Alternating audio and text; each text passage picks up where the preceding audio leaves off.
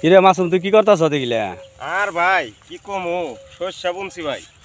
শস্য বেশি জুত নাই, কিন্তু মানুষে তো জানে না যারা কৃষি কাম করে কাগজে কত কষ্ট। তা শস্য উঠাই বেনছি ভাই, শস্য ভালো হয় নাই কে। শস্য এখন কি করুম, ভালো হয় নাই তাই কি, এটি তো উঠান তো লাগবো, এখন তো নিয়ন তো লাগবো।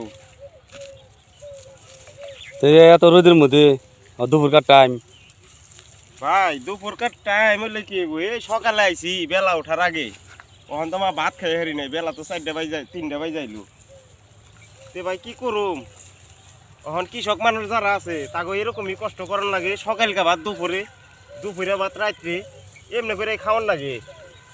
এখন ভাই যাই হোক, এখন ইগুলা তো আর থুয়ে যাওয়া যাবো না। এই যে দেখেন, এই যে পাইকে গেছে গা, এখন এইগুলা থুয়ে গেলে 2 দিন পরে এটি একলাই পড়ে যাবো গা। এখন কাম তো করন লাগবো, তাই না? এখন 4টা ডাল ভাত তো খাওয়ার লাগবো, ইয়াই করে উঠিয়ে। ঠিক আছে, 3টা মতন বাজে তাহলে পর দুপুরবেলা বাড়িতে যে গোসল টোসল করে খাওয়া দাওয়া করে একটু রেস্ট নিয়ে তারপর আবার ফিরে আয় খেতে। এইভাবে তো না খেয়ে কাম করলে তো জান পারছো না।